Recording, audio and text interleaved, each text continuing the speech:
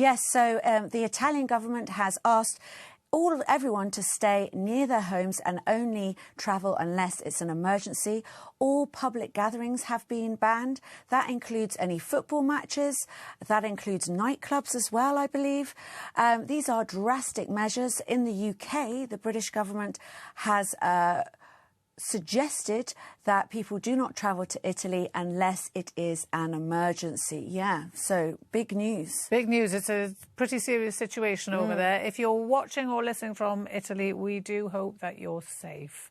So you've been looking at the news headlines around these stories and you picked out 3 with interesting language that we're going to talk about today. I have. So we've got lockdown, quarantine and self-isolate. Lockdown, quarantine and self-isolate. So can we go to your first headline, please? We certainly can. So the first headline is from the BBC News website. So that's a UK-based website. And it is, Italy wakes to first day in lockdown. Lockdown. Emergency situation where movement is restricted. So what can you tell us about lockdown? Well, first of all, I'll tell you the spelling. So it's Lockdown.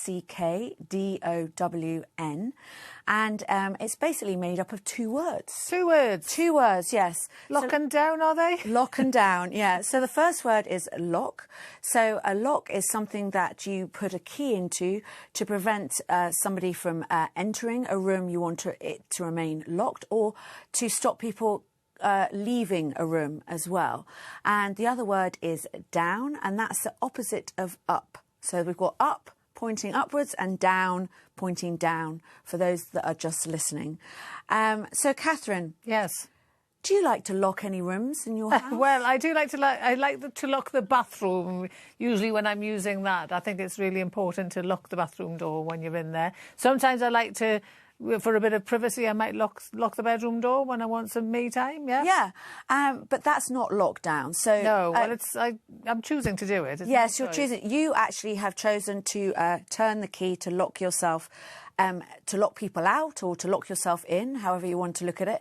But the term lockdown actually means that somebody else, an external body, is preventing you from leaving an area, in this case, to stop the spread of the coronavirus. So the Italians are being prevented from moving freely. OK, so again, it's reflecting the seriousness of the situation, isn't it? So is it always got a negative idea of restriction of movement? No, you may hear people use it in a jokey fashion. So yeah, I was doing an essay one time and I decided I wasn't going to talk to anybody. I was taking no phone calls, nothing. I said to everybody, I'm writing my assignment, I'm on lockdown. Yeah, and that's a very good example of how you can use it. We must stress this is done in a jokey fashion because obviously you're not seriously locking yourself down because you can't.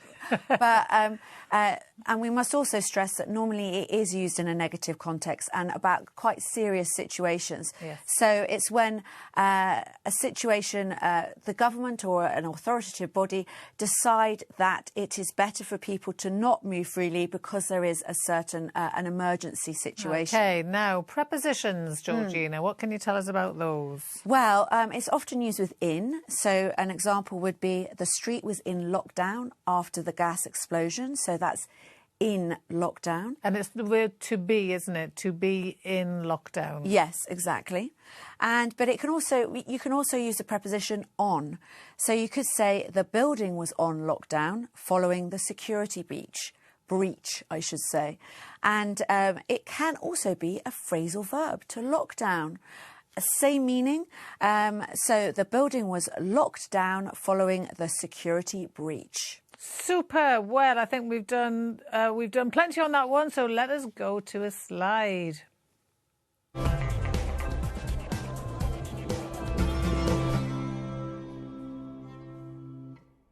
So can we have your next headline, please?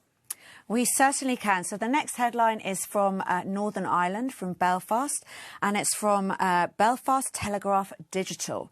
And it is coronavirus, Italy implements nationwide quarantine measures. Quarantine, a situation where living things are separated in order to stop the spread of disease. Quite a long word, that, quarantine. Where's Yes. the stress? The stress is on the first syllable, so quarantine. Quarantine. Yes. Quarantine. Yeah. I often have to use my hand. Quarantine. Quarantine. So, yeah, the stress is on the first syllable. And it's spelt Quarantine.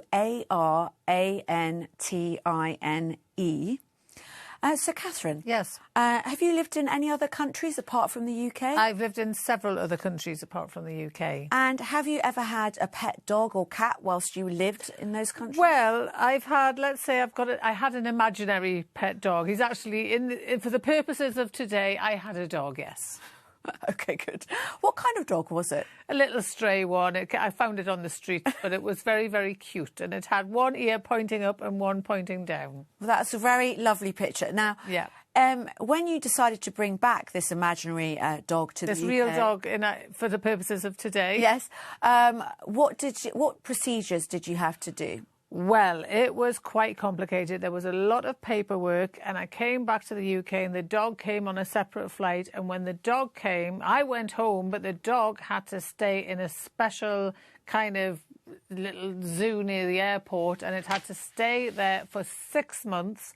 It had lots of medical tests, and after 6 months they decided that it didn't have any diseases, so then I was allowed to take it home. Yeah, so that's what's really important about this word quarantine. It doesn't actually mean that you have any diseases. It's just a precautionary measure. So in this case, Catherine's dog was kept isolated or apart from other animals and humans, just to double check that the dog didn't have any dangerous diseases. So that's really important to remember. So particularly. Is quarantine a noun or a verb then? Yeah. In this context, it's being used as a noun, but it can also be a verb. And if it's being used as a verb, it's often used in the passive tense. So that means that somebody else implements it onto you. So, for example, at the moment, you might say people are being quarantined because of the coronavirus. So I can say my dog was quarantined. Yeah, your dog was quarantined. And if I want to say it as a noun, how do I say that? It's often used with in. So my dog had to go into quarantine. So I should have said into.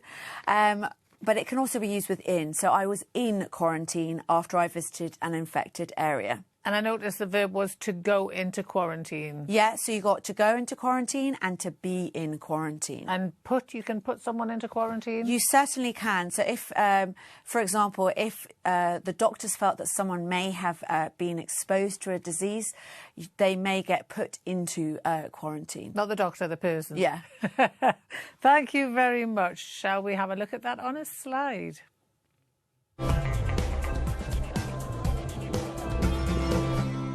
So, we have covered viruses and diseases in the past in this programme. Fairly recently, we had a better news story about the disease Ebola, didn't we? We did. It was called Ebola is Curable, 90% success in clinical trials. So if you want to watch this news review, just click on the link below. This is News Review from BBC Learning English. Let's have your final headline, Georgina. So the final headline is from another UK online newspaper, and it is The Telegraph. The headline is, Southern Italy tells panicking northerners they must self-isolate if fleeing coronavirus red zones. Self-isolate. Keep yourself away from other people. Now we've got a two-part word again, haven't we? We have. It's a verb in this case, and it's spelled SELF-ISOLATE. So it's made up of two words. The first word is the prefix self, and that means to something that you do to you. So, for example, I self-educated. You self-educated? Well, that's amazing. But imagine if I did. And if I did self-educate, it would mean that I taught myself without a teacher. OK, Yeah. So you teach yourself with no teacher, you self-educate. Yes. And another example would be I have a self-wind watch, so to self-wind. that means that I don't need to do anything. I don't need to wind it up. I don't need to do anything. It's and very it just keeps snazzy. going without any input from you, so you don't have to turn that little button on the side of a watch. No, I don't have to do any of that. All I have to do is read the time. It's amazing. Fantastic. Yeah. Okay, so that's self. What about isolate? So isolate means to keep apart from others. So if you imagine an isolated house, I mean, that's the adjective, but it would mean a house in the middle of nowhere with nothing around it. So alone. Yes. No neighbours, nothing Nothing. around it. So that's making me think self-isolate. So what have we got? So when we combine the words together, self-isolate implies that you have decided to keep yourself apart from other people. So you literally isolate yourself. Yes, and it implies that it is voluntary. Yes, the word self is the clue there, isn't it? Yes. So is that different to something like quarantine then? Yes, in that case it is, because quarantine implies that it is something that an external authoritative body has implemented on a group of people or an area, whereas self-isolate implies it's something that's been done voluntarily. Okay, but in the headline we've got the word must, haven't we? Yeah, so that basically must is a modal verb of obligation. So whilst it is voluntary, I would say that in the headline they're basically stating that it is, they're strongly suggesting that people do this. So the government says you must self-isolate. Yes. Okay. Yes. Lovely. And I think that's all we need to say about that word. So let's have a look at a slide.